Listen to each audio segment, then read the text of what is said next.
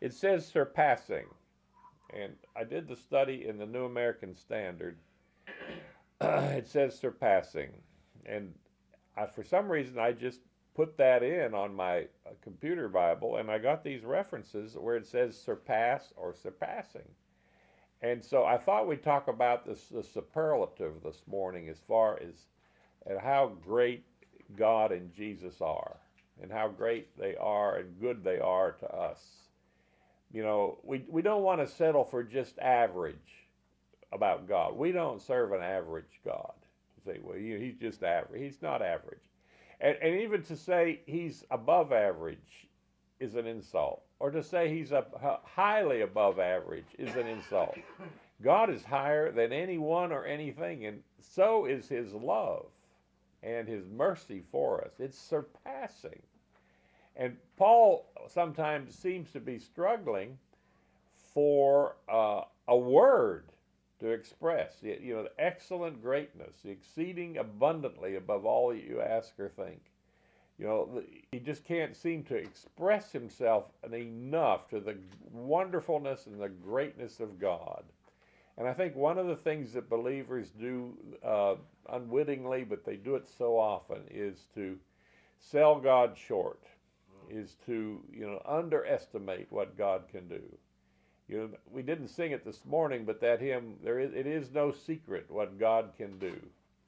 And of course, in the Bible, there is no secret what God can do. But among the church, there are a lot of secrets about what God can do.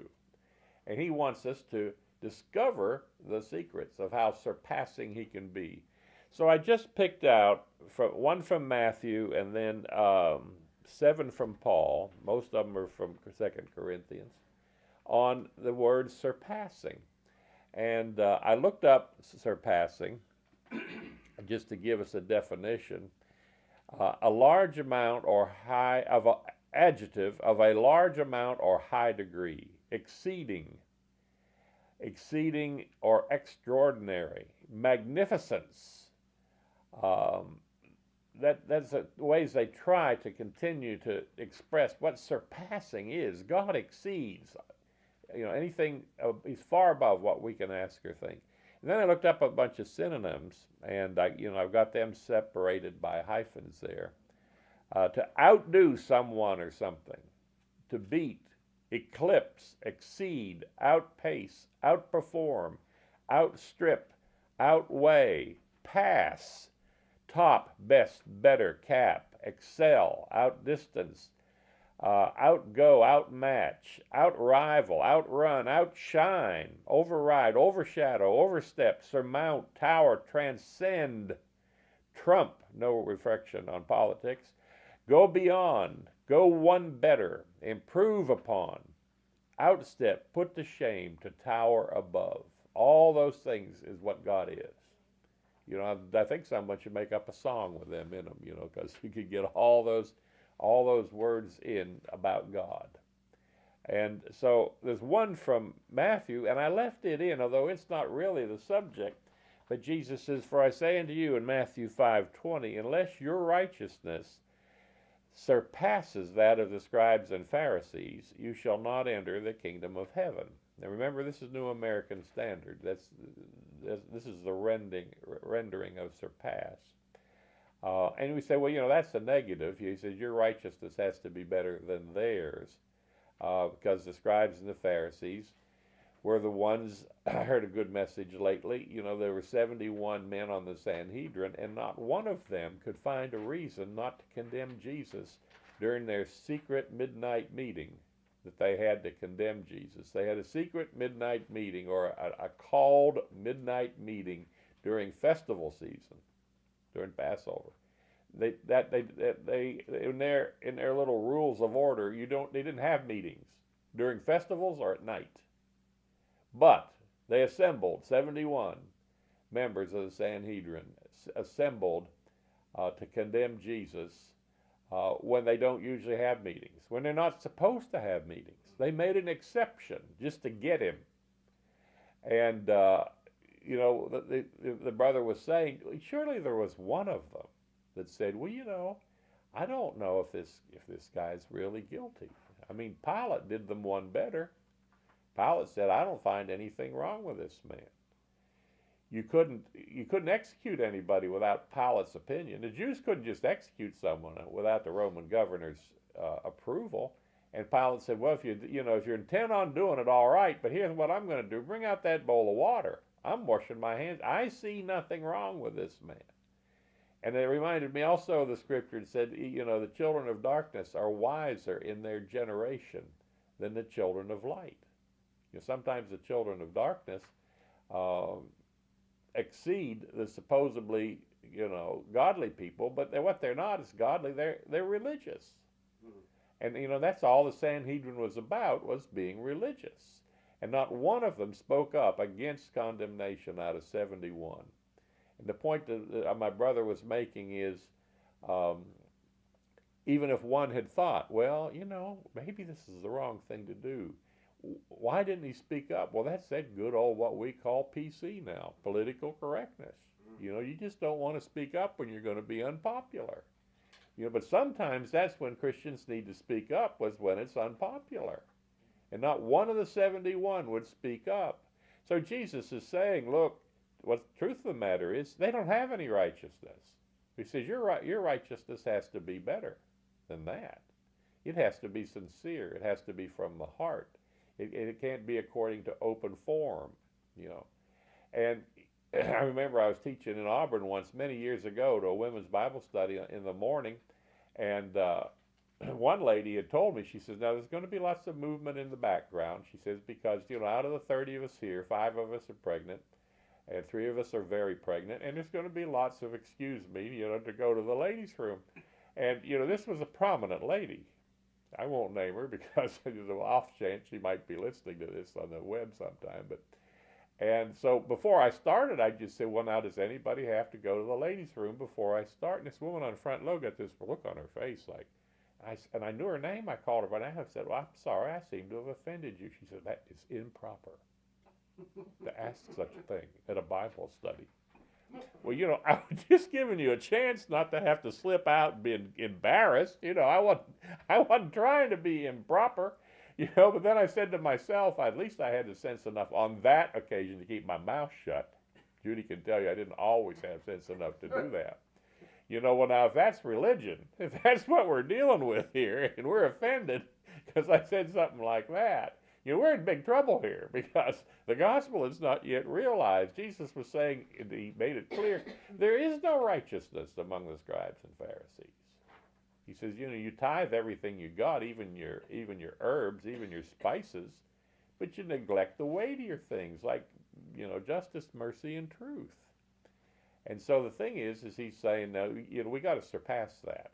We got to surpass custom. We got to surpass religion. And that's the only reference I have where the word is translated surpass in Matthew.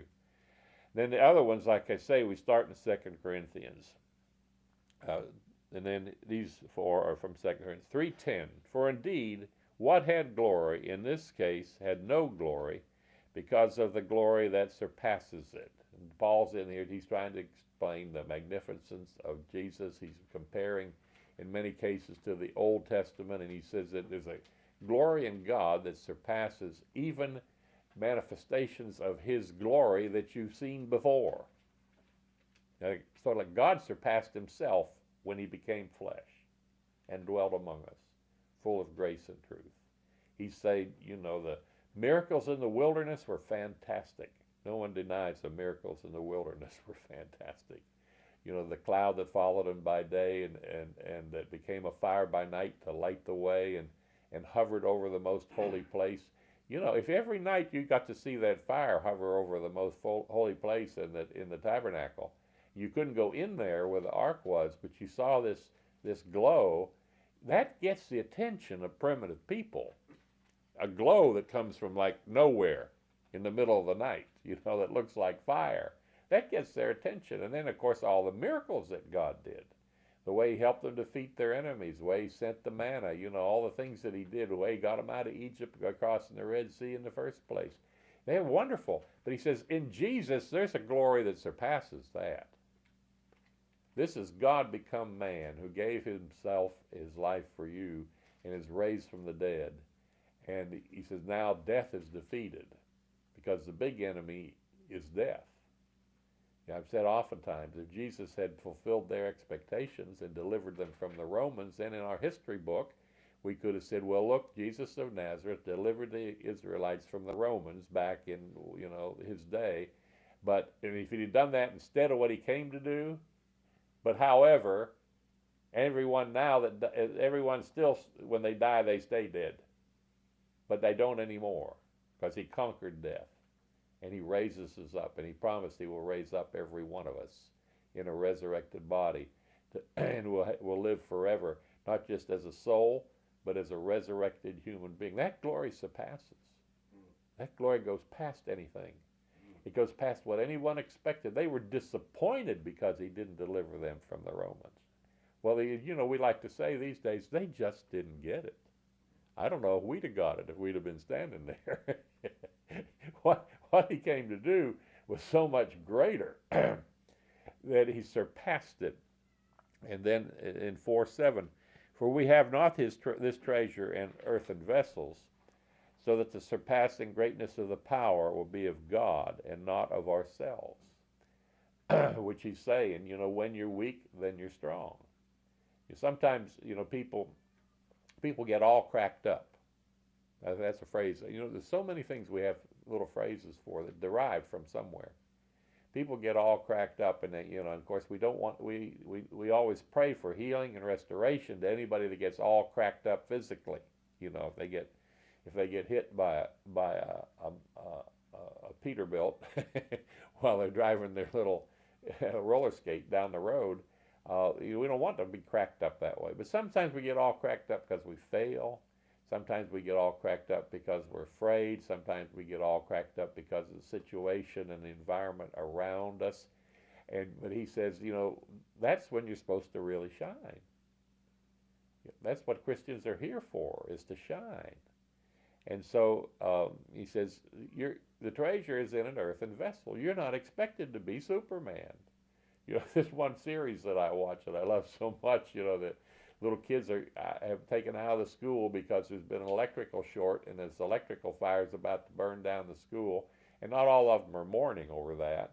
They're out there with the teacher, and all of a sudden, the teacher goes to get a child, and this thing flies loose from a transformer and knocks her out, and they're all standing around saying, "Oh, teacher!" Someone says, "Come along, children.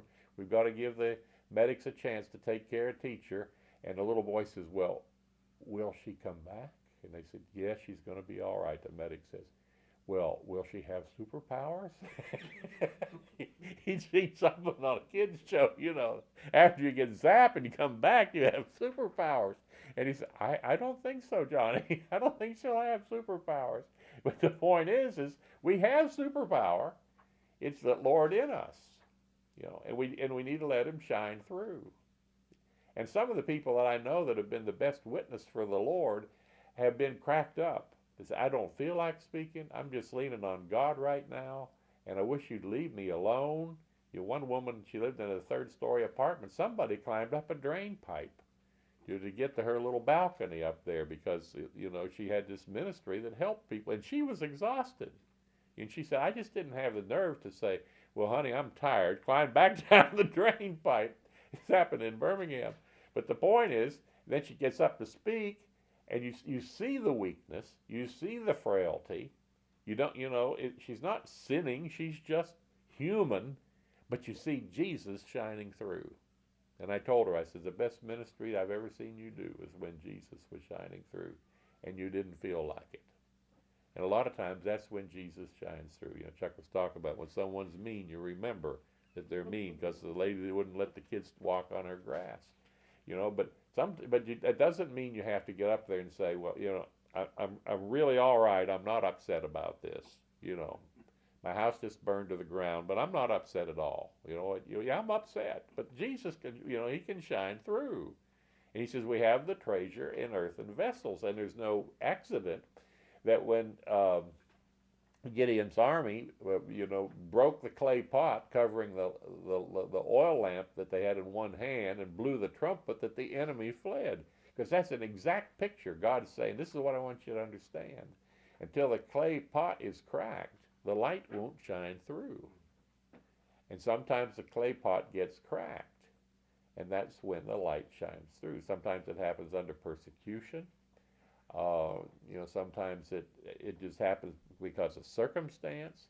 But but if the pot is cracked, the light can shine through. And so he says, not only is this something that God accepts, but here's the thing that sort of makes me nervous. Sometimes God plans it that way because he wants the surpassing greatness of the power to show that it's God shining through. Sometimes you're not confident. It's not that God beats up on his children. Just the world beats up on his children. Life beats up on his children. And he strengthens us, and he heals us, and he protects us, and he does all those things. But sometimes when the pot is cracked, the surpassing greatness of God will shine through, because they'll say, he couldn't have done that.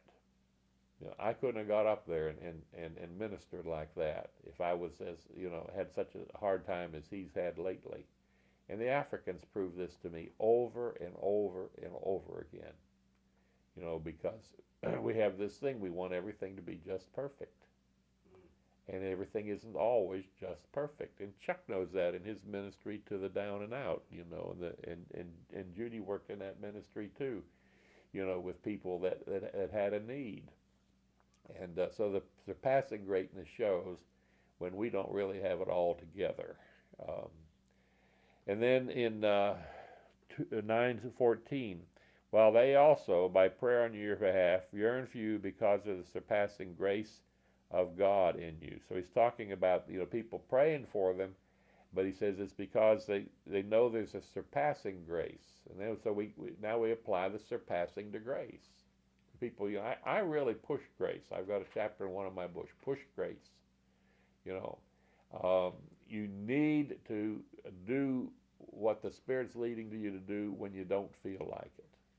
And I put that in because, I was a legendary grouch about people calling me at 2 in the morning when I was the pastor in Birmingham. I told them, by golly, you better have an emergency. I'd say it from the pulpit. You better have an emergency if you call me at 2 in the morning. And your wife throwing a plate at you is not an emergency. Call me after 9, But the point is, he says, the grace in us is great enough to rise to any occasion, if we'll let it be grace instead of believing that we have to crank it out. Because if I have to crank it out, even if I'm nice, the best I will be is courteous. Have you ever had someone be real courteous to you and it was an insult? You could tell they were putting it on. They weren't letting the grace through, They were putting it on. Oh, yes, absolutely. You're the finest person I ever met. You knew it was all BS, every bit of it, because they were being polite, But when it's grace coming through, it's real. And even the worst sinner, he'll recognize, he or she, something's there. They'll recognize that something's there. And they're going to wonder, what is that? Well, that's the surpassing grace of God that's in me. The surpassing grace of God that shines forth in spite of me. That's the thing about grace. I said, well, how about outrageous grace? I've come to the conclusion that all grace is outrageous. Why is getting everything when you deserve nothing righteous? Why is that fair? In Jesus, we get everything in Jesus and we deserve nothing. There's nothing fair about that. That's grace. It's true because God said it's true. It's true because Jesus said it's true. All grace is outrageous. Matter of fact, if it's not outrageous grace, it ain't grace. It's just polite. He says, you got surpassing grace in you. People are praying for you, and you got surpassing grace in you. And so he supplies surpassing there to grace. 12:7. And this is where Paul's given some testimonies, 2 Corinthians 12. Because of the surpassing greatness of the revelations, for this reason, to keep me from exalting myself, there was given me a thorn in the flesh, a messenger of Satan to torment me, to keep me from exalting myself. So Paul's saying, I have had revelations that I cannot find the words to share with you people. And he said, and we know what his former life was like. He was a supreme legalist. and he was persecuting the church. And then Jesus took him away for years and just downloaded to him. So he had to go to Peter and the guys in Jerusalem and say, "Now I got this right." The resurrection Jesus, the resurrected Jesus mentored Paul. People say, wouldn't it have been wonderful to walk with him for those 3 years? And, because I knew he'd walk with the Lord for 3 years like the 12 did. But Paul wasn't even in then. Paul came in after the resurrection. And God took him aside, for years and downloaded to him the entire gospel. Jesus took him aside. So then he went to Peter and the guys in Jerusalem and says, now this is what I got, the charismatic will say, this is what I'm getting. Is this right? He'd say, this is what I'm getting. And then they said, yeah, you're on it. You got it. Now, why did Jesus do that? Why didn't Jesus download to Paul during the 3 years? He could have. I think he wanted to show that Jesus makes disciples after the resurrection. So we could say, if he can download to Paul, who's after the resurrection, he can download to me. He can make a disciple of me. You didn't have to, if I just could have been there and walked with the Lord for those 3 years. Man, that was the hard way. Paul got it the easy way on it. Only in the computer age do you know what a download is. You don't have to read 29 books and go to lab and stuff. A download is just, there it is. It comes to you electronically. Jesus, he disciples us because he just, spiritually, he infuses us with his, if he did it for Paul. I think that was on purpose. I used to wonder, why? Why is Paul so preeminent when he didn't even know the Lord in the natural? But he knows him in the resurrection, in the supernatural, and in the resurrected body. He appeared to him. Paul said, has not the Lord appeared to me? He said it clear. So that just means that Jesus is a disciple. So I want to find someone to disciple. I can't disciple anybody. I can help Jesus. I can be the assistant. But Jesus is a discipler. So, he said, I got so much, the Lord had to put something in my life to humble me. Of course, nobody knows what that is. There's all sorts of theories, His eyes were all scabbed over and he couldn't see and he was awful to look at and people, wanted to throw up when they looked at him. Because he mentioned that his eyes were weak, so they make that out of it. Another guy I know says, well, his thorn in the flesh was a guy named James, the Lord's brother. Because he said, before some came from James, Peter did run well. And every time he turned around, the legalists were after him because he'd been a legalist. He said, that was Paul's thorn in it. We don't know what Paul's thorn in the flesh was. And when people come and say, well, I've just got a thorn in the flesh, well, I say, can you tell me a little of your great revelation? They said, what great revelation? I said, you don't have a great revelation. You don't have a thorn in the flesh. You got an affliction. And you need to get healed of it, That's not the same. But he said, I had a surpassing revelation, he said. It was just surpassing. All those adjectives, all those synonyms out there. I had a transcending revelation, an outshining revelation. And so God had to humble me. And so I wouldn't get proud because the revelation is so big. And then we skip to Ephesians. He says, and what is the surpassing greatness of his power toward us who believe? These are in accordance with the working of the strength of his might. The power toward us, the power coming toward us from God is surpassingly great. It is high voltage. And yet it's not destructive. It's surpassingly great. The power comes off this dam over here at 480 volts. So when you see the high power lines, the ones way up, where you hanging from these things, they're 480 volts, and they don't have rubber insulation. They're cables. Fortunately, the bird can only sit on one at a time. The squirrel tries to span the gap, and you get a pop in your power. But the point is, they have to cut it in half twice to get it to your house at 220. That's what those big cans are on the power poles. They reduce it so it comes in your house at 120. But God's power makes that look like it's absolutely insignificant, because God's power comes from the spiritual realm, and it's a transforming power that changes us into a person who can enjoy God forever.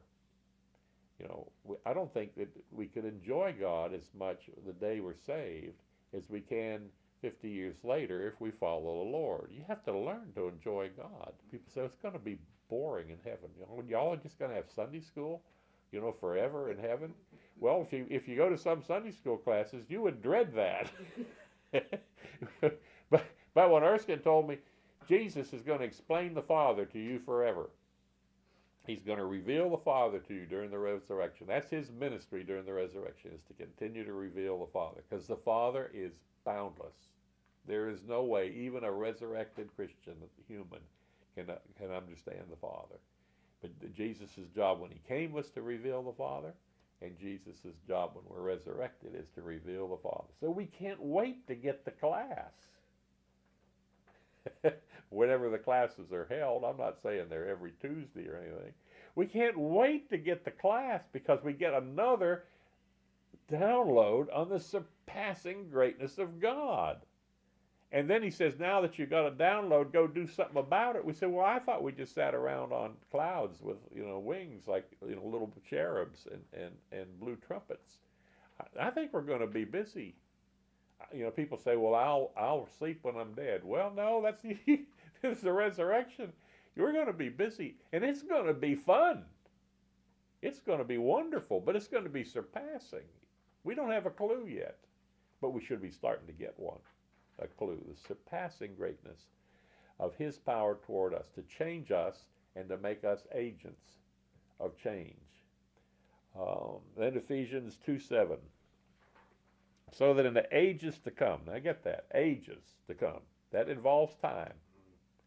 In the ages to come, and he doesn't mean just in this natural body.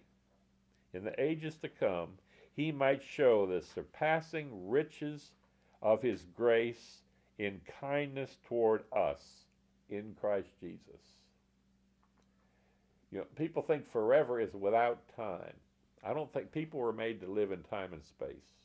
And a resurrected person is going to live in time and space. Jesus has chosen to live in time and space with us. I don't think the Father lives in time and space. Eternal means that he's not in time and space. But that's why we can't have direct contact with the Father. Jesus is not just our Savior, when I say just, which is wonderful. He's not just our risen Lord. He's not just the one that raises us. But Jesus is our older brother for ages to come. I mean, thousands and thousands of years. He's our older brother. And he's going to show the surpassing riches of the grace of God in kindness toward us. That is stored in Jesus, toward us in Christ Jesus. What is stored up in the Catholics have this thing, the saints have amassed virtue by their good acts. And so you pray to the saints, you know, and then you get some of their virtue by praying to the saints. Well, I'm afraid that the Catholic, they just don't get it, guys. The saints would tell them, if those saints were really saved and they're with the Lord, they'd tell them, hey guys, you're looking at the wrong place. It's all kept in Jesus. It's in Jesus now. It's in Jesus when you leave this body. It's in Jesus when you're resurrected. It's all in Jesus. Paul makes it clear, he's all. In all, and in all things, he's all. That's just surpassing, because God is kind to us in Christ Jesus, and the surpassing riches are stored in Jesus. In him are hid all the treasures of wisdom and knowledge in Jesus. You know, we have, you know, knowledge is important. You know, the motto of the Callahan Eye Center down at UAB is knowledge is power, and we have the knowledge to heal you. Well, they do to a certain extent.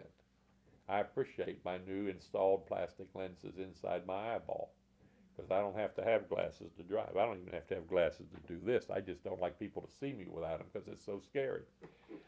But the point is, we have surpassing greatness of the riches of his grace toward us because of Jesus.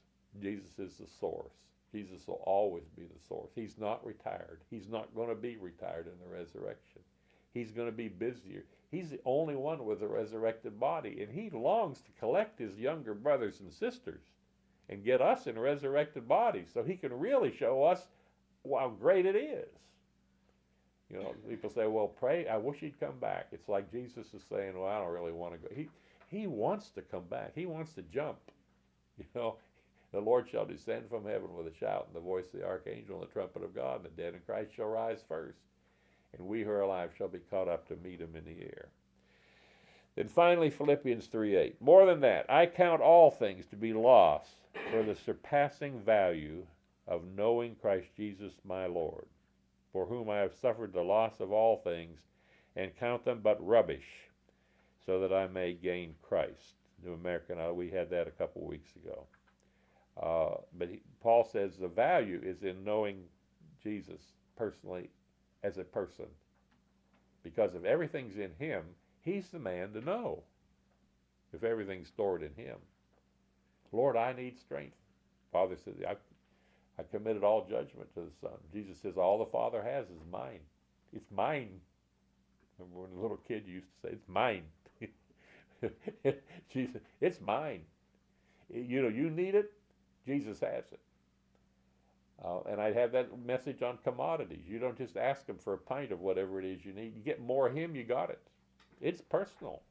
You know, I just want Jesus to be bigger in me and me to be littler in me. And then I've got it.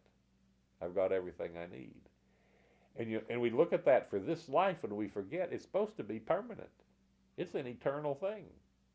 You know, we're just getting hors d'oeuvres here. You know, as far as the blessing. We got the main thing, which is salvation. But all the other things is a surpassing value. A surpassing value. You think you should use that in advertising. You know, great value. Isn't that Walmart's slogan or something? Store brand. Great value. Well, there's surpassing value in knowing Jesus Christ. And Paul wasn't saying I need to get saved. He was already saved. He just said, I just don't know him yet. I don't know him like I'm going to know him. I want to know him like I've been known. I want to know him. So that's where the surpassing value is. So Walmart can have surpassing value in their brands, but God's got surpassing value is in Jesus. You know, and it's all about Jesus. And you know, if you run into people that talk about Jesus long enough, you quit worrying about their theology. Mm-hmm.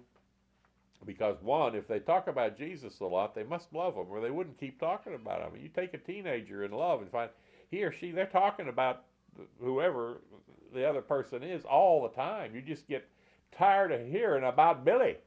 You know? Tell your daughter, honey, I'm just tired of hearing about Billy. Billy can't be that wonderful. Oh, yes, he is, you know. And we say, well, that's all right. People need to be tired. People that don't know Jesus, let them get tired of hearing us talk about Jesus.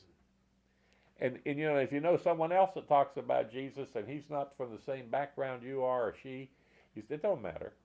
Because if he's on the right track. If all you do is talk about Jesus, you're on the right track. You're not going to get lost if all you do is talk about Jesus. And you know, that's why we like people that talk about Jesus. That's why Christians like other people that talk about Jesus. You say, well, is he Reformed or Arminian? Is he Methodist or Calvinist? No, it don't matter. Because if he's wrong, Jesus is going to set him straight. And if I'm wrong, he's going to set me straight. You know, I don't worry about Calvinists because Calvin wouldn't like Calvinists. Wesley probably wouldn't like a lot of Wesleyans, you know, because the disciples, they sort of mess things up when you talk about Jesus, because Calvin and Wesley aren't here to go to. Jesus is here to go to, because we got the Spirit. So let's just get hung up on Jesus. That's what we'll call that. We'll call this, you know, let's just get hung up on Jesus. Now I got to figure out how to turn this off.